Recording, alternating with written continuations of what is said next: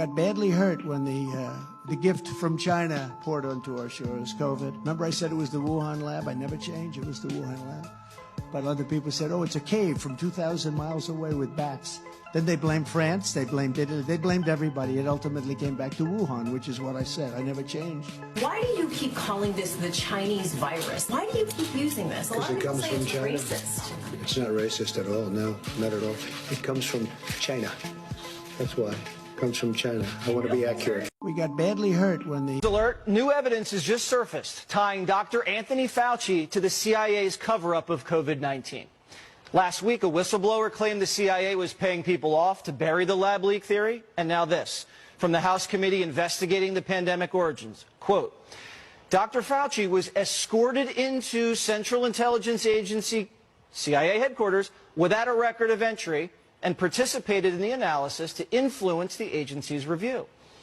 The committee is now ordering HHS to hand over documents detailing all of Fauci's movements during the pandemic in and out of CIA-controlled sites. Intelligence dangerously compromised, warned CIA and FBI whistleblowers. You're not the only one to report this, of course, but I was reading your report on it this morning. This is something that you have been warning about for quite some time, and the allegations stem from a whistleblower who has come forward to the House, a whistleblower from the Central Intelligence Agency.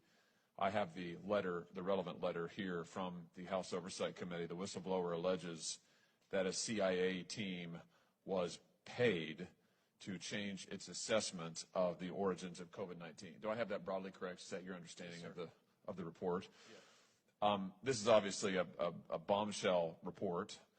Deeply, deeply troubling. I'm glad that the House is going to look into it. We should look into it. What caught my attention is you point out in your article on this that the government has deliberately violated the COVID Origins Act, which this body passed unanimously, which the House passed, the President signed into law. Maybe he wasn't so happy about signing it into law, but he did. It is the law of the land, and which required that all of the government's intelligence on the origins of COVID be made public. Instead, what the administration did was offer up a summary, which they then in turn heavily redacted. And you point out that in addition, the administration refused to report the names of scientists who fell ill at the Wuhan Institute of Virology in 2019, despite the fact they know the names. The intelligence community knows the names. Now, you're absolutely right to say this is a violation of the COVID Origins Act, and I would know because I wrote it.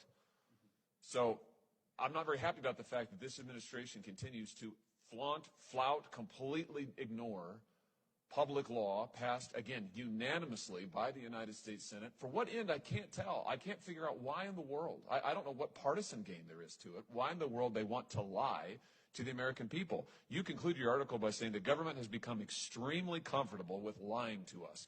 Just explain what you mean by that and tell us why you think this is so significant. Sure, and just on the very specific point of we were the first to identify the three people that contracted the coronavirus in China. They were the people working on gain-of-function research in the Wuhan Institute of Virology. The Wall Street Journal confirmed our reporting 2 weeks later, and then I think it was 1 week after that or a few days after that, the ODNI report came out, and it did not reveal this information. And we had multiple sources, the Wall Street Journal. We have no idea if the Wall Street Journal sources were the same. But I think we're clearly seeing a lot of abuses of power occurring in multiple executive agencies. So we've seen it with the FBI. One of the things that we noted yesterday was that we saw perverse incentives in the FBI to go after so-called domestic violent extremism, pulling an agent off of things like child exploitation onto really hyping a set of cases that particularly appeared to be aimed at spreading disinformation around the idea that there is a significant increase of domestic extremism when we don't think that the evidence shows that. And now we see this report that came out that suggests that there's an FBI whistleblower who says that 6 of the 7 analysts had said it was a laboratory origin and that they had reversed their position in some exchange for some sort of a salary bonus or some sort of a financial incentive. So, and we've been, so we keep documenting it. We just keep finding agencies, DHS involved in trying to create a disinformation governance board. I keep, the censorship industrial complex, we just keep finding new parts of it. So in the research for this testimony, we discovered this Deep Trust Alliance that had, what appears to be ties to the security and intelligence agencies of the United States government appears to be trying to set itself up, although it's now kind of ghosted after 2021, but it appeared to try to set itself up to decide what is reality and what are fakes for people. And I think it should have a chilling effect in that that's not how we do free speech in America. We don't have government agencies. We don't have cutouts or front groups that appear to have support from those agencies telling the American people what's true, what's false, or telling social media companies behind the scenes what they should be censoring.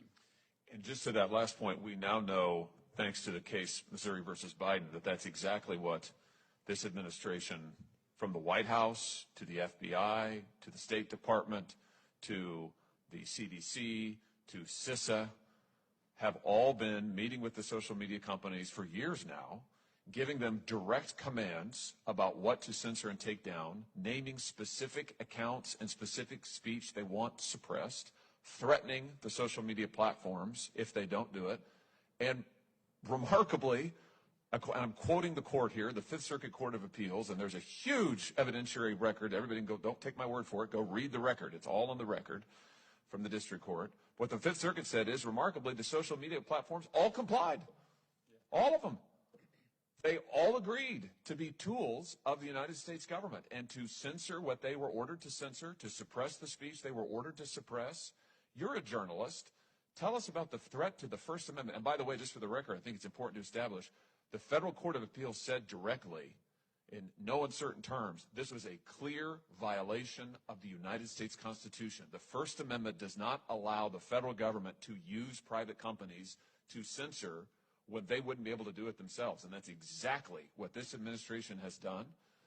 Tell us as a journalist the threat to free speech, to freedom of the press from this kind of collusion between a very powerful government trying to hijack every media company it can get its hands on.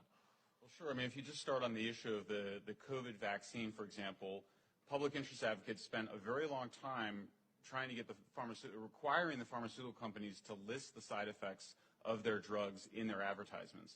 Here we saw a situation where people were sharing information about the side effects of the vaccine on Facebook and other social media platforms, and the White House demanding that it be taken down, Facebook complying, acknowledging that it was often true information.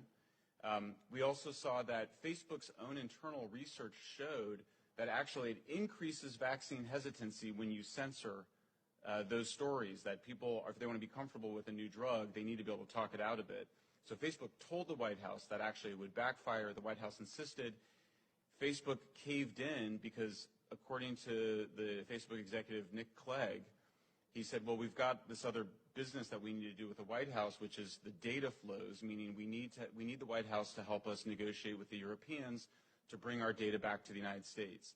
So I think the Fifth Circuit Court did a great job in identifying the clearly coercive measures, but I don't think it went far enough because the First Amendment, it prevents the government from abridging or infringing on free speech, offering an incentive to social media platforms, such as helping them with their dispute with Europe, in exchange for censoring often true content, though of course the First Amendment also protects false content. I think it's a very chilling effect. I think it's very disturbing. Anybody that cares about holding powerful entities to account should be disturbed by what we saw take place on Facebook, on Twitter, and I think we just have to remind ourselves. And what disturbs me when I hear sort of the conversation around AI coming into it, sort of with the beginner mind, I hear a lot of talk about how to protect the public from harm. We have to protect the public from harm. What people are saying is that we need to censor speech, censor certain voices, censor disfavored voices because of this idea that it will cause real-world harm. This is a well-documented phenomenon that psychologists have measured where over decades, people have just grossly expanded their definition of things that cause harm. And I think that we need to kind of, this should be a moment for a reset, that free speech is almost absolute in the United States with a few exceptions around immediate incitement to violence, around fraud, around child exploitation, but we allow very open conversation in the United States. It's what makes us so special. So it's been a chilling effect. As a journalist, I've personally been censored by Facebook. I think the platforms are out of control. Thank you, Mr. Schellenberg. Thank you, Mr. Chairman.